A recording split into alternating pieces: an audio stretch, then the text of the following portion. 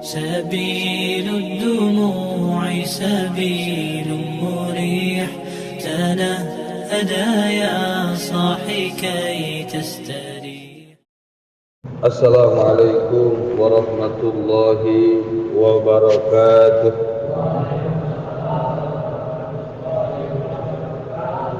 Alhamdulillah wassalatu wassalamu ala Rasulillah wa ala alihi wa sahbihi wa mawalah, amma ba'd. Hadatul mukarramin wal muhtaramin, ma'asyiral hadirin jamaah Masjid Taqwa yang saya hormati Ketua DKM, Dewan Penasehat, Bapak RW dan jamaah sekalian.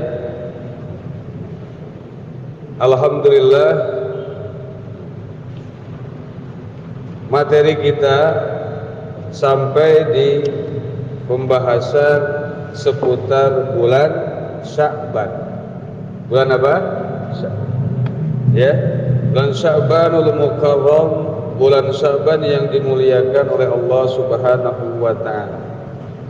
Yang kemarin salah satunya adalah membaca apa? Surat Ad-Dukhan ayat pertama sampai ayat ke-8. Rabbukum wa rabbu abaikum awwalin. Ya, sebanyak berapa kali nanti di malam nisfu Sya'ban? Sebanyak 30 kali. Kemudian disambung dengan zikir kepada Allah, kemudian membaca sholawat 10 kali, kemudian berdoa. Doanya apa kemarin Pak RW? Allahumma rizukni pajero wa PCX wa Lamborghini, terserah ya. Kemudian berdoalah dengan doa yang kalian inginkan. Berarti bebas, silahkan, terutama doa yang berkaitan dengan ukhrawi, yang berkaitan dengan akhirat. Baik, terkait dengan nisfu Sya'ban, ya, nanti kita sambung lagi kisah yang kemarin, kisah raja yang memang sudah bertaubat di depan Rasulullah SAW saat bulan yang ada di langit pertama ditunjuk menjadi belah. Insyaallah malam Selasa depan, ada juga yang malam Rabu. Baik, nanti dipertimbangkan oleh Pak DKM. Malam saya sih lebih merekomendasi di malam Selasa untuk malam nisfu Sya'ban.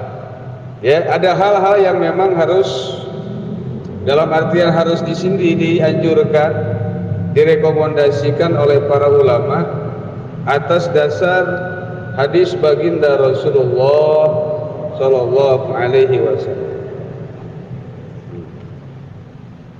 Apa kemarin? Yaitu memperbanyak amal sholih. Salah satunya nanti akan kita bahas.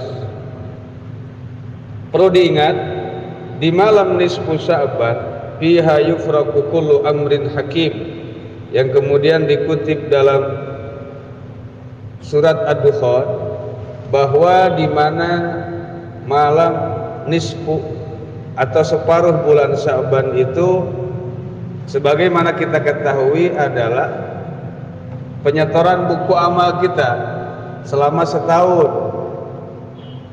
Jadi alangkah baiknya saat disetorkan ini, apa yang kita lakukan berbentuk positif, yaitu salah satunya adalah membaca Yasin sebanyak berapa kali? Tiga kali. Allah ampuni semua dosa-dosa di malam nisfu Sya'ban. Semua dosa Allah ampuni.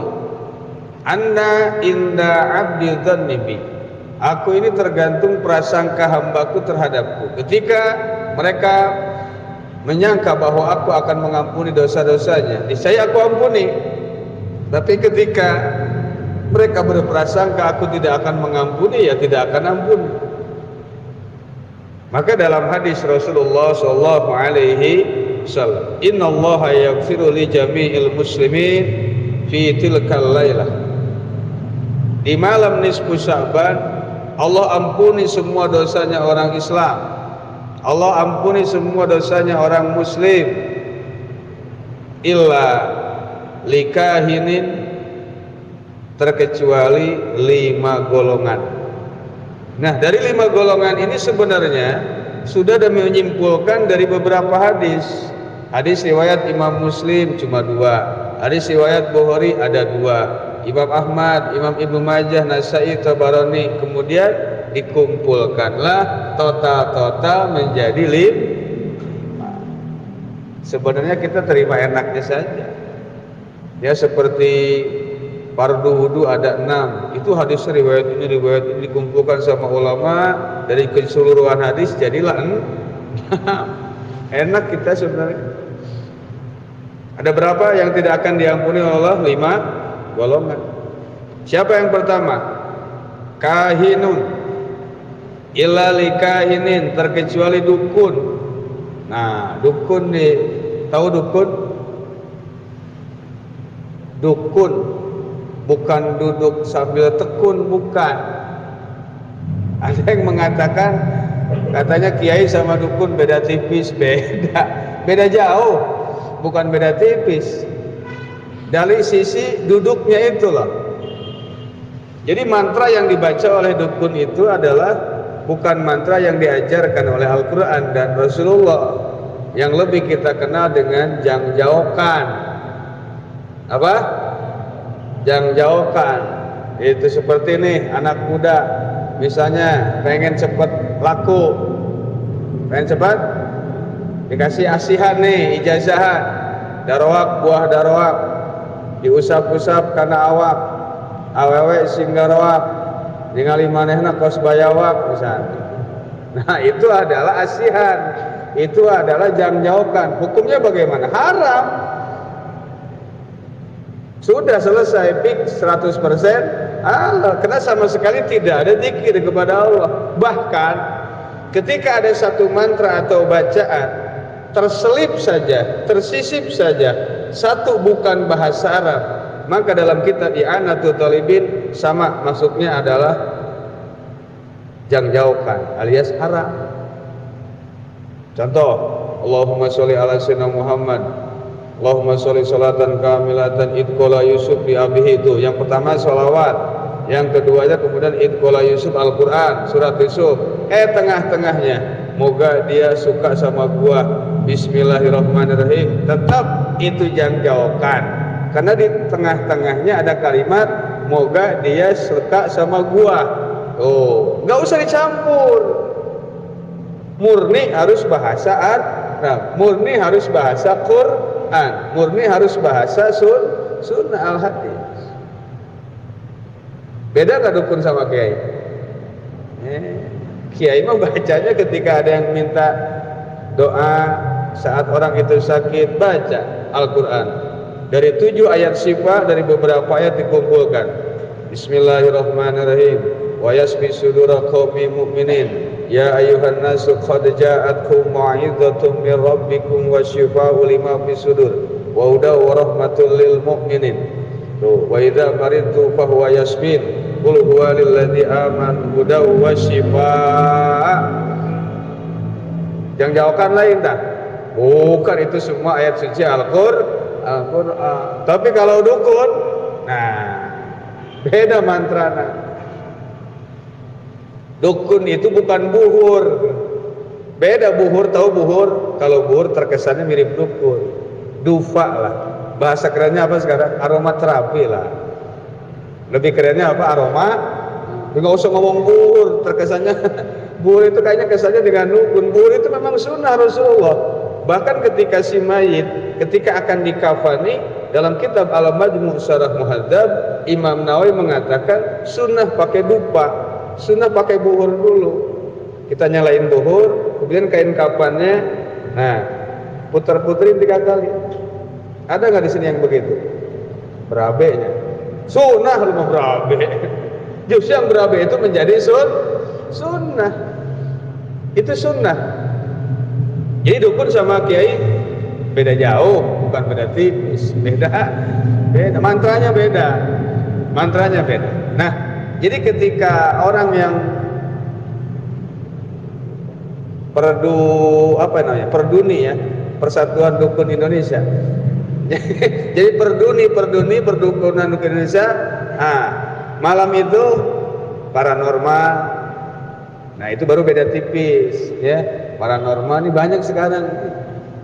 Sekarang yang lagi viral siapa? Gus Samsudin siapa tanya? Gus Samsudin, macam-macam. Siapa lagi tuh? Banyak lah. Ya. Nah itulah. Makanya hati-hati. Wala tasharu bi ayatillahi samanan qalila. Allah berfirman dalam Al-Qur'an, "Wallahu alam, jangan pernah menjual belikan ayat-ayat Allah ini dengan harga yang murah." Makanya kalau dihitung mau dijual ilmu mahal pada kayak Ustaz, mahal. Makanya itu saya bilang, ketika mau dihargakan ilmu gak bakal terbayar. Betul gak Pak RW? Saya tanya Pak RW, beliau harganya mahal gak? Mahal, cuma bisa assalamualaikum doang. Itu pun gak jelas, gak fasihat. Berapa harganya? Juta. Kiai assalamualaikumnya fasihat. Hadisnya berapa? Qurannya berapa? Mau dibayar berapa? Kalau mau hitung-hitungan duit, kalau mau hitung-hitungan, ya. Makanya ketika kiai dibayar 10 juta, 20 juta mahal. Orang bilang mahal. Tapi kalau nanggap dangdutan atau kelas band dunia 50 juta murah katanya. Murah nggak? Murah. Dangdutan pulang jam 11 masih siang. Pengajian pulang jam 11, goblok kiainya bubur jam 11 malam, gua mau kerja besok. Nah, beda. Beda nggak? Maka lalikul ya khairin awaik walikul syarrin dawai. Setiap kebaikan itu selalu ada rintangan. Dan setiap kejelekan selalu ada undangan, ada ajakan. Hadirilah, siarkanlah di lapangan Sempur akan ada dangdut koplo. Nah, itu kan ada ajakan, ada undangan. Itu pasti ada. Itu sudah menjadi kaidah-kaidah para ulama. Jadi naudzubillah, alhamdulillah kita tidak termasuk golongan yang pertama. Ya, kita bukan termasuk golongan dukun. Tapi kalau dukunnya duduk dengan tekun ngaji, baca Quran, silahkan. Dukun artinya apa? Duduk dengan, bukan dukun yang suka jumpa jampe. Ar-ruqa wa tamaim syirkun, kata Rasulullah. Jumpu jampe, kepah-kepoh. Nah, itu hati-hati tuh. Itu syirkun, musyrik. Beda lagi dengan ruqyah. Au sahirin. Nah, atau orang yang suka nyihir orang lain. Dukun sama tukang sihir, kesimpulan menurut analis saya tidak mempercayai, tidak meyakini rukun iman yang keenam. Apa itu? Qada dan qadar dari Gusti, baik buruknya dari Allah, banyak dikitnya dari Gusti Allah, maju mundurnya dari Gusti. Nah, orang yang sihir kemudian gak seneng kan lihat orang maju. Tapi kalau dia meyakini dengan rukun iman yang keenam, selesai. Gak bakal ada tukang sihir, gak bakal ada orang yang datang ke dukun. Kalau dia sudah meyakini bahwa semua yang kita halangi, semua yang kita jalani adalah milik Allah, geraknya Allah, muharibnya Allah, muhariknya Allah. Dan sudah saya pesan di pertemuan minggu lalu, Allah harus selalu intervensi dalam segala urusan kita. Setiap Allah ikut campur dengan urusan kita, semua jadi mudah. Termasuk kemarin Isra wal Mi'raj pun, maka terjadi dengan waktu relatif singkat. Allah ikut campur. Ya Allah, berikanlah kami kekuatan untuk menjalani ujian-Mu. Karena ujian akan terus dan ya. Sihir, ilmunya ada nggak sihir? Ada, tapi kita harap mempelajarinya. Ada ilmu sihir, jangan. Ya, kita doakan mereka. Ya, kita alhamdulillah sedikit banyak sudah bisa mensyukuri nikmat-nikmat yang Allah berikan kepada kita. Kalau kita meyakini tauhidnya, diperdalam lagi, selesai. Gak bakal ada sihir, tidak akan ada dukun, tidak akan ada orang yang datang ke dukun, tidak akan ada orang yang datang ke tukang sihir untuk nyihir orang. Kalau kita bahasanya apa sih? Santet bahasa kita. Apa? Santet, uka-uka segala macam. Keluar paku dari macam-macam. Ada yang keluar semen, pasir, sekalian ngecor mang. La haula wala quwata. Maka ada bacaannya untuk menjaga, mengantisipasi dari hal-hal orang-orang zalim. Tuh, ada di Al-Qur'an ketika Nabi Musa berperang dengan tukang sihirnya Fir'aun. Siapa Fir'aun kemarin namanya? Nama Fir'aun kemarin siapa? Lupa. Siapa Fir'aun? Walid Al-Walid bin Mus'ab bin Ar-Rayyan bin Ar-Ray. Fir'aun bukan nama, gelar presiden. Presiden punya nama, namanya siapa? Fir'aun, bukan nama Fir'aun. Gelar kepala negara di Mesir namanya apa? Fir'aun, bukan nama. Fir'aun. Tuh, aca ba'da subuh satu kali, ba'da asar satu kali. Tuh. Fawaqa'al haqqu wa batala ma kanu ya'malun wa ghulibu hunalika wa anqalabu sagirin wa ulqiyas saharatu sajidin qalu amanna bi rabbil alamin rabbi Musa wa Harun walamma alqaw qala Musa ma ji'tuhum bihi sihr. Ya, ma ji'tuhum bihi sihr inna sahir kaidu sahir wala yuflihu sahir haitsu ata wa qul ja'al haqq wa zahaqal batil innal batila kana zahuqa wa nunazzilu minal qur'ani ma huwa shifaa'un wa rahmatul lil mu'minin wa la yazidul zalimina illa khasara. Baca itu ayat penangkal sih, penangkal tuyul. Mau naruh duit, baca itu dulu, besoknya tetap hilang. Berarti nggak jauh, itu orang rumah. Itu orang rumah ya. Tuh, kalau mau naruh duit, apalagi banyak nih, naruhnya bukan di bank, misalnya di rumah. Sebelum naruh, baca ayat kursi. Hadiah ke Syekh Kandias, ladati Syekh Kandias alaihi salam, Al-Fatihah. Nah, baru taruh tuh duit yang satu gepok di bawah. Terserah mau di mana, di kolong ranjang, di dompet, di mana. Baca. Suka baca nggak? Baca sekarang. Saya mah kagak pernah naruh duit. Mau dikit mau banyak baca. Insya siapa tahu besok ya punya kita di Sumarekon Gol. Amin. Sumarekon yang samping itu sawah tuh. Ada sawah 2000 meter. Itu punya orang. Tapi insya Allah ya, walaupun punya orang kita tetap hartanya berlimpah. Amin. Kita nggak usah punya apa-apa. Yang penting waluya. Di mana kita butuh, ayah waluya, hayang beli Lamborghini, ayah, hayang ke Mekah, ayah. Itu namanya apa Pak RW? Waluyo. Kalau orang Jawa bilangnya apa? Teguh waluyo. Macam-macam. Siapa dua golongan?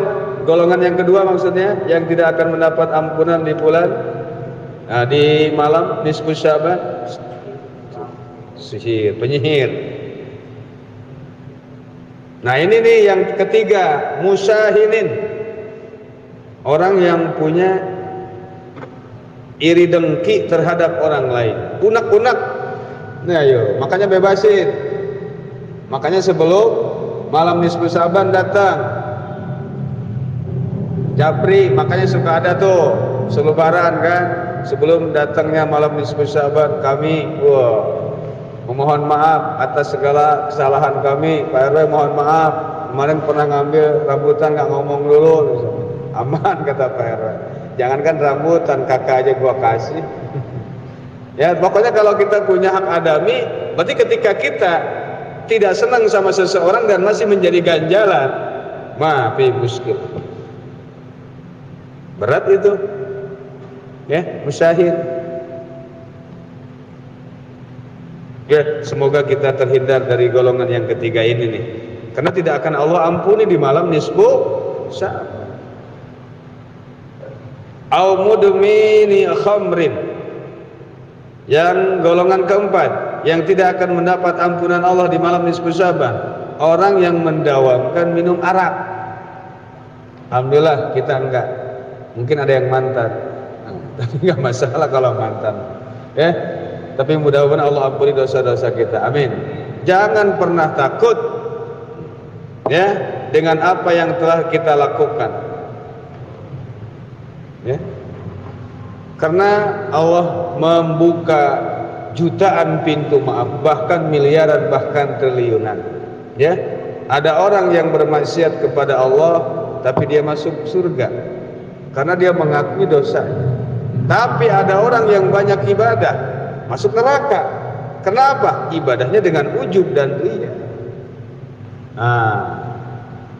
Gak selamat orang kelihatannya rajin, kelihatannya dermawan, kelihatannya sosialnya bagus, tapi kok di mata Allah tidak pernah. Maka saya teringat perkataan Syekhuna ketika mengatakan banyak orang ini Allah bukakan pintu taat kepada Allah, sedekah mau, salat mau, berjamaah apalagi, silaturahmi apalagi, sholawatan mau, ini mau, itu mau, dibukakan berarti kan pintu taat kepada Allah. Tapi Allah tutup pintu diterimanya. Kenapa? Karena ada ujub, ada riya, ada sum'ah dalam diri. Maka Imam Busiri selalu mewasiatkan dalam kitab Burdahnya, hati-hati, anna summa fiddasami. Ketika kalian makan makanan enak, ada racun di dalam makanan tersebut. Jadi ibadah ini ibaratkan makanan yang enak, racunnya itu adalah ujub dan riya. Selesai. Maka Imam Imriti di akhir muqaddimahnya dalam mensyarah Nadhum Jurumiyah mengatakan, panas alul manana ayyujirona minaria mudaipan ujurona. Memohon perlindungan kepada Allah dari riya yang menghancurkan pahala-pahala kita semua. Amin ya Allah ya Rabbal riya. Jadi orang yang minum arak jangan putus harapan di kelak nanti. Sayyidina Umar saya bilang, berapa botol arak yang dia minum, berapa juta orang yang dibunuh. Tapi ketika kembali kepada Allah, taubat kepada Allah, maka orang yang masih minum arak, ya, saatnya kita bertobat. Karena sebentar lagi kita akan memasuki malam nisfu. Orang yang masih minum arak, maka tidak akan mendapat ampunan Allah di malam nisfu tanggal 15 bulan Syawal. Ya. Tapi kalau ada orang, nih kembali kepada ilmu tasawuf sedikit. Nanti yang kelima kita bahas. Yang kelimanya yang tidak akan mendapat ampunan akin liwalideh, orang yang menyakiti ibu bapaknya. Makanya di kita ada tradisi ziarah ya ke kuburan orang tua kita sebelum malam nisfu. Karena memohon ampunan, khawatirnya bukan khawatir kita banyak dosa sama orang tua kita. Makanya datang tuh malam sebelum nisfu Sya'ban, Sabtu kayak Minggu kayak pas libur kerja, ya kan? Gak ada alasan sibuk katanya weekend. Bisa jarah ke kuburan orang tua. Kalau nggak sempat kuburan kita jauh, kirimkan Fatihah. Kalau yang dekat ziarah, mohon ampunan Pak. Ya, tapi bukan begitu mohon maaf saja, baca Yasin dulu. Nggak bisa baca Al-Ikhlas sudah. Itu kan SNI, ya, Standar Nasional Indo. Kuliah kulhu kita mah bisanya ya. Kuliah Fatihah biasa la ilaha, kayak tahlil lah, tahlil dan lain-lain. Barulah Allahumma gfirlahu warhamhu wa'afihi wa'fu anhu. Perempuan Allahumma gfirlaha warhamha wa'afiha wa'fu anha. Ya Allah, ampuni dosa kedua orang tuaku. Terus barulah ya Allah, dosa-dosaku kepada orang tuaku begitu banyak ya Allah. Mohon maaf aku ya Allah. Semasa bapakku masih hidup, dia nyari sertifikat, saya yang ngambil ya Allah. Muhammad contoh itu ya, nggak usah melotot kalau mau rumah sama. Contoh, ya Allah ampuni dosa-dosaku, tetap mintanya pakai Allah, cuman lagi di depan kuburan orang tua Selama kita nggak meyakini mengkultuskan orang tua kita, nggak masalah. Yakin Allah yang memaafkan, nggak apa-apa langsung. Pak, Umi, Abi, maafin ya dosa-dosa saya. Saya banyak menghardik, banyak ngelawan semasa Bapak Ibu masih hidup. Ampuni dosa-dosa saya. Tetap hakikat yang mengampuni adalah Gusti aman kita. Tuh. Di sini diajarkan untuk selalu berpositive thinking, ya, berprasangka baik kepada orang yang sedang melakukan kejelekan. Seperti yang poin keempat, golongan yang tidak diampuni orang yang suka minum. Orang yang suka minum arak, garis bawahi, bukan orang yang kelihatan lagi bawa botol arak. Beda nggak? Beda. Jangan orang bawa botol arak lantas kemudian kita menuduh orang itu mabuk. Kemudian kita jangan mudah menuduh orang karena orang tersebut bawa perempuan check-in hotel. Wah, itu zina. Anda termasuk khodam, termasuk dosa besar. Ketika menuduh seseorang zina, dalam kitab fikih harus melihat bagaimana masuknya kelamin laki-laki ke perempuan. Sebatas Anda menemukan, mohon maaf, apa sih namanya, alat kontrasepsi atau alat apa kondom dan lain-lain di kebun, kita nggak boleh berprasangka, wah ini habis zina. Nggak bisa. Itu khodam. Lihat sama perempuan lain, kayaknya bukan istrinya, masuk hotel, wah check in, kayaknya begituan nih. Nggak bisa. Khodam kali ya. Kalau mau jadi saksi, mau nuduh, lihat, ngintip. Tujuannya buat jadi saksi. Baru lihat orang pegang botol arak, jangan nuduh saja orang itu mabuk. Tidak. Pernah dialami oleh Imam Abu Nuwas, dikutip dalam kitab An-Nawadir karya Imam Qalyubi. Imam Qalyubi murid Imam Syamsurawi. Dalam kitab tersebut dikatakan Abu Nuwas, ya kalau kita bilangnya Nawas, Abu Nawas, padahal dalam kitab bidomin nun, nunnya domahkan, Nuwas. Nuwas itu artinya apa? Rambut jambul. Jadi memang Abu Nuwas itu buuknya jambul. Jadi belakangnya dikepang.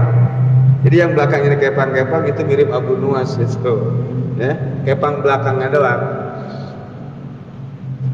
Jambul. Ya.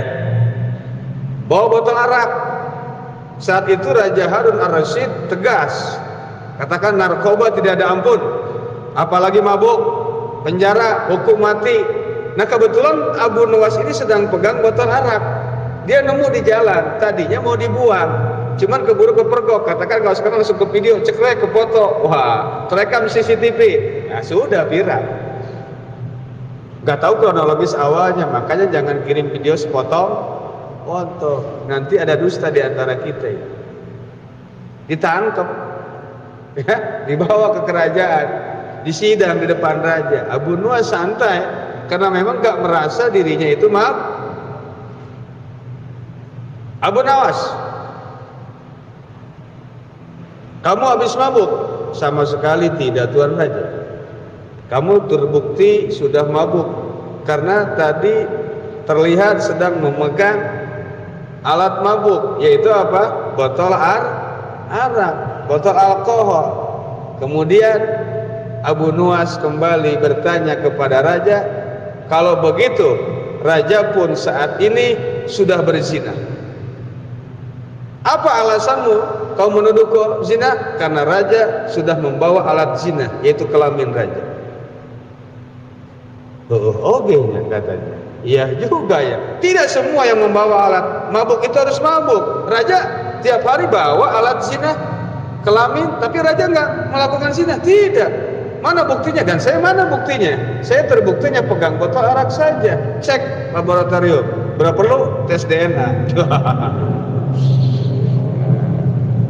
Abu Nuwas memang figur wali, tapi ya dari kalangan yang humoris, kalangan yang humor. Tapi ya memang pada buktinya Abu Nuwas memang tidak maaf. Kita jangan berprasangka karena orang bawa botol alkohol kemudian menuding menuding mabuk. Menuduh nggak boleh. Tuh, kalian lupa Kisah ini terjadi di negara Mesir. Ya, ada seseorang tiap malam keluar rumah, sudah nikah. Tidak ada yang mengetahui yang dia lakukan kecuali istrinya saja. Tiap malam dia keluar, kemudian ketika dia punya rezeki, booking seorang perempuan yang memang suka menjual dirinya. Katakan di kita apa? Apa namanya di kita? Jablay. Ya, sewa jablay lah. Sewa jablay satu malam berapa kamu? 2 juta. Dibayar. Dan semua tahu, ada yang ciduk, ada yang foto, ada yang video. Saat dia transaksi bayar 2 juta. Masuk check in ke hotel. Tapi di tengah malam, di selama check innya itu, perempuan tersebut sama sekali tidak disentuh. Berapa? Sampai jam berapa? Subuh. Oke, saya bayar 2 juta.